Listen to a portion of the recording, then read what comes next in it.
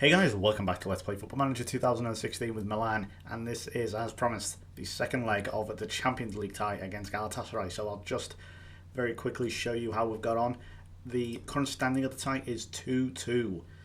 As per bloody usual on my saves, we blew a 2-goal lead. Thankfully we didn't lose it, however, we pretty much may as well have done because they of course got 2 away goals, having played in the San Siro. John Stones, as you can see, scored as along with Benteke. Unfortunately, Stones also scored an own goal, which I think is a bit harsh to be honest, because it doesn't actually look like it touches him, in all honesty. But that is unfortunate. However, we've bounced back since then to 3 wins. 1-0 over Frosinone, Benteke with the goal.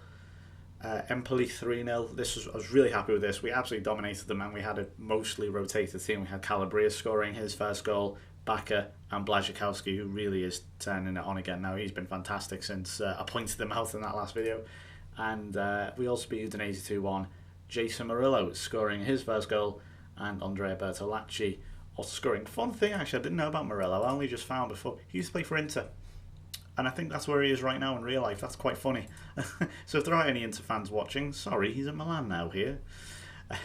But yeah, I'll just show you this a bit more in detail. And so Benteke, as you can see, put us in the lead in the 11th minute. Stones then doubled the lead, scored no goal, and then Jamali actually scored what was a pretty decent goal, as you can see. Here's Daily Blind now. So I've got a good option now. I know Fabinho can play in there as well, but Blind is a much more composed player in that position. I think Fabinho is much more of a right back. Slightly lucky there, Muslera not providing the best goalkeeping in the world. However, you'll see now Alvarez with a pretty poor corner. However, really nice. I'm not quite sure. I don't even know if that went over the line, to be honest. It says it went off the bar, but honestly, I don't think that crossed the line. Debatable. Nah, I'm joking. I think that is Jimmy Briand playing for Galatasaray as well. Remember him? God, who did he play for? I can't even... Was it like Fulham or someone?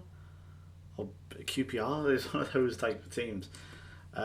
He was one of those mad players. He was way better than probably... Oh, sorry, he wasn't as good as a lot of people said he was, or at least when he got in the Premier League. So as you can see, it does... I actually thought at the time it hit Burak and went in, but it turns out it was off Stones, which was a bit annoying. And then this was even worse. It actually came from one of our free kicks, their equaliser. So very disappointing. As you can see, we dominated the game. We really didn't deserve this. But they've got some half-decent players. I mean, as you can see, Jimmy Briand, he's a decent player. Perhaps not as good as everyone says, but he absolutely thumps this here. Jamali, absolutely no chance of Donnarumma. Smashes it in. As you can see, they've got Lucas Podolski as well. So there's a good little team here for Galatasaray. So this one's going to be very interesting. One thing that the game, of course, doesn't replicate is the atmosphere. Now, anytime you go to Turkey, of course, you know you're going to be in for one hell of an atmosphere. That's why you never really want to play the likes of Fenerbahce, Galatasaray, Besiktas, whoever else, they qualifies. It's because, not necessarily because they're good teams, it's just because their atmosphere is just petrifying. You got I always say east of the Iron Curtain, the majority of atmospheres are going to be pretty demonic. There's that famous, let's carry on in. There's that famous banner, I think it was Galatasaray or Fenerbahce, I can't remember, it was one of them, had, it was Welcome to Hell. Big banner, I think when Leeds came, or was someone, and it was very, very intimidating to say the least. So Podolski, as you can see, playing out on the left there, he's Leringo, and as I say, I think that is indeed Jimmy Brown. Who did he used to play for? He's actually never played in England. I have no idea where I got that one from then. I don't know. Anyway, so we're going to be playing in our away kit here. With Menez and Benteke up front, Pastore, who really is kicking on now, Mari. Now, Blazikowski, unfortunately, is out injured. He's only out for about a week or so, but unfortunately, it does mean we're going to have to play Davide Calabria, who has just signed a new contract. Daily Blind then comes in the defensive midfield role with the Siglia, Mangala, Stones, and Abate Donnarumma in goal. These are the top goal scorers you can see here. Alvaro Morata is at Chelsea, obviously. Zivkovic, the world golden, or European golden boy rather, is also up there. Mario Gomez now at Wolfsburg, still only 32 years old. I always think he's way older than what he is. Right, here we go. Anyway, funny note on that Welcome to Hell banner. I think I might have brought this one up before, but it's always a good joke to bring up. Oh, hang on, Pastore nearly giving us an away goal inside 15 seconds there, I think. Well, I think that attack's gone. I may have brought this one up before, but I love telling it because it's so funny. I think when Liverpool played Galatasaray it's probably about 15 years ago when they won the treble and the UEFA Cup as it was then. Oh, Menez, that's so poor. They brought a banner that said, "Welcome to hell, my arse." And it was just typical Scouseway. And there was something about, I can't remember what it was. I think that there's a pub in Huyton, which is a really rough part of Liverpool. I'm not sure if it still is, but it's fairly roughish. Anyway, if you're from Huyton, I don't mean that to demean you or anything. It's just traditionally it is known to be quite a rough part of Liverpool. Anyway, so it said on the banner, it said, "Welcome to hell, my arse. If you think this is hell, try the Grafton on a Friday night," which is a pub in Huyton. And I just think that was really funny.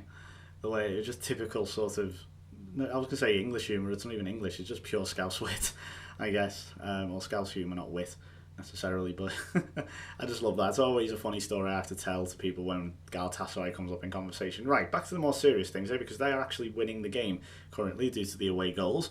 And we really should have scored here. Pastore and Menez have had chances here and they've not been taken. But it is good that we are on the offensive and at least having opportunities. One of them should at least go into the back of the net at some point. We've got to make sure, though, if they score, we are pretty much buggered. And Jamali, we saw before, he can absolutely pile drive them in. But they've had one shot so far, we've had 6. It is kind of 2 shots on target. That's not great, is it? So I think if we get to, I think the only way it can go to extra time, that's nice from Calabria, and it just would not fall, is if it goes to, again, if it's a repeated scoreline. So if it is 2-2, that will mean that'll be 4-4 in aggregate, and we got 2 away goals. So although I think the chances of that happening are unlikely, and Maori, it's just not going in at the minute, is it? It's not either falling to the right players or just deflecting or bouncing to the right players or something, and it's just not going in. But we are dominating the game, as you can see. Chance here maybe for Galatasaray, and it's Jimmy Brion with a shot which is blocked by Mangala. Not feeling all of a sudden. This was I think I didn't realise actually how crap a scoreline 2-2 was until I started this game. I realised, actually we haven't done very well, because you're naturally annoyed that you've lost a 2-goal lead, but you think, it's 2 legs, we can rectify that, don't worry. But now, the longer we get into the game, you go, we're losing. It's the away goal rule, we're losing, shit. So you start panicking then, so that's what I'm trying not to do. They are building a lot of pressure in the end of this first half, but here's a chance for a counter with Menez. Mari, Benteke, lots of room. We just can't exploit it though. Or if we are, we're just not doing much with it. Chance here maybe, Menez. The Siglio needs to put a good ball in now if he can. That's a lovely ball. And Benteke, well, he just specialises in that. He can score some belters, but he just can't seem to. If he's 2 or 3 yards out, he blazes it over every time. He's done that about 5 times this season with Liverpool in real life. Did it against Arsenal. I think he did it against Newcastle. It's pretty bad. Right, okay, we're going to bring Bakker on for Menez. He is really having a poor game, and I'm kind of sick of waiting for him to. If he has a bad game, he's not going to score. Type thing, I'm just sick of waiting for him to kick into gear. Waiting for the whole team, really. Okay, we're going to turn these off again. This is something I've done before, where we will, turn off the more flashy things, which usually does help the team. But when we're like this, it's like no, we can't afford no messing around. Just try and get a damn goal, and then if you want to, try and beat your man 1-on-1 with loads of step overs or something, you can later on, but not now. Preferably. Not let them score after 30 seconds of the bloody whistle blowing, like they nearly did there. But we're dominating the game. I mean, possession-wise, it's happening again where we have the more shots, but we are totally down on possession. And I will do what I did the other day and click retain possession on again. I think that's something I just need to have on permanently, but I just keep forgetting to turn it on in the main tactics screen. Well, 7 shots off target. It's not good enough. And Bakker's not really having the desired effect either. He has scored again, but he's not going on that ridiculous run and waiting for him to, as he always seems to do. Here he is now, though. Maybe this might be the kickstart for it, who knows. And it just didn't fall again, but we've got it back, chat band. It's coming too fast than I can speak at the minute. Here's Blind, chance for Calabria. He's got it, he's trying to beat 2 people. Benteke Absolute. Oh, it's a squashed in at the moment. Mari's trying to do too much back at. Wow. That was just mayhem. I've no idea what happened there. Couldn't even keep up with it. Players just pinging the ball at each other. And it was a poor effort really from Bakker in the end. Right, here come Galatasaray. Right, calibrate, go. And it's a shocking ball. Who's he trying to find there? It's no good. You can't get Benteke like that. Here come Galatasaray. It's offside. Goodness me. Okay, we do actually need a goal now. This is not funny anymore. Because we are going to lose otherwise. Oh, fuck off, Benteke looking frustrated, you bastard. Right, Mari, as good as... I don't know. Bertolacci, I think I'm going to bring on... Do we bring on Bonaventura or Bertolacci? I'm going to bring on Bertolacci. Oh shit, we've done that. I'm going to bring on Zapata.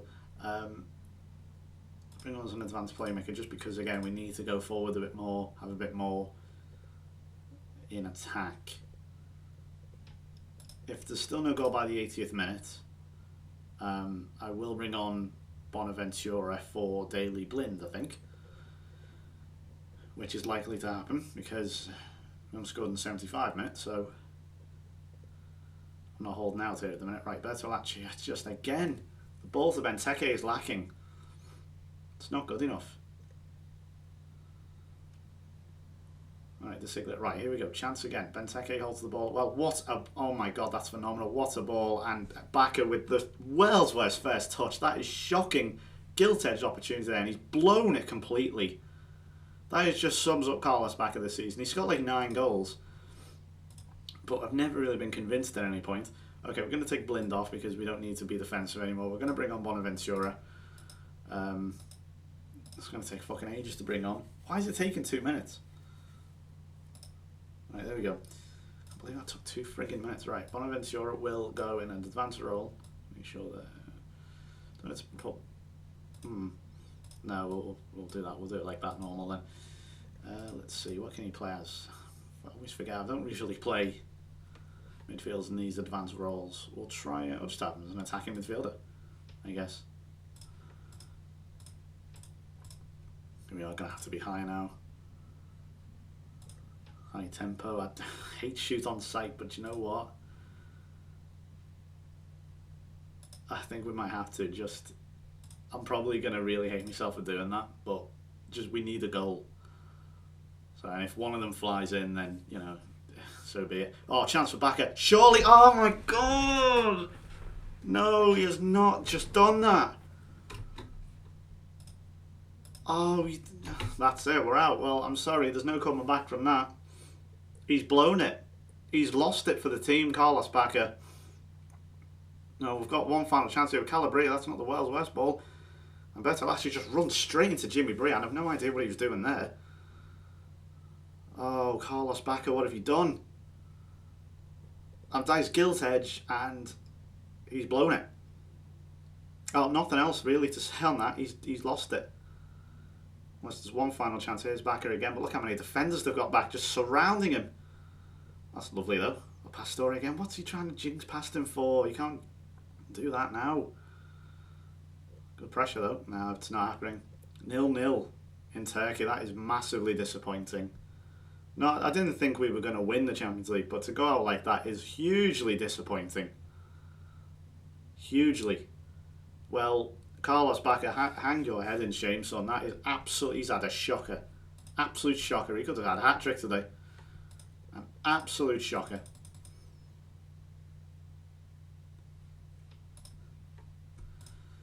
I mean, we've hit the target, so I'm not too disappointed. It's reached first knockout round, so 51%. I don't know what the fuck that even means, to be honest. I've never really explained that, have they?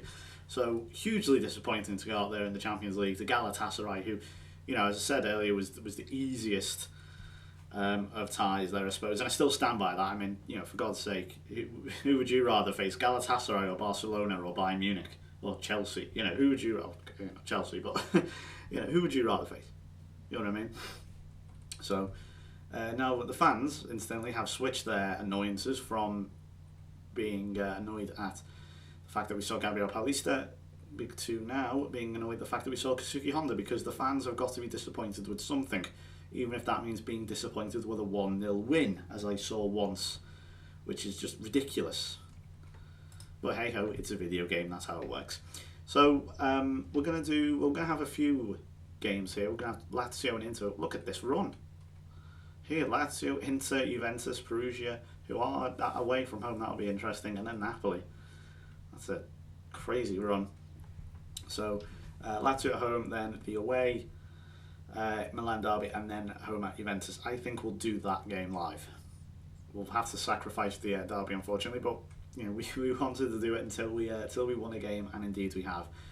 That was a while ago now, actually. So that's going to do it for me. So massively annoyed to go out, but that means we can concentrate on the league and actually get to win it, and that will be part 1 of this unofficial challenge that I'm doing, where I want to win every European league I can, or as many as I can. I guess not every, because that'll be impossible.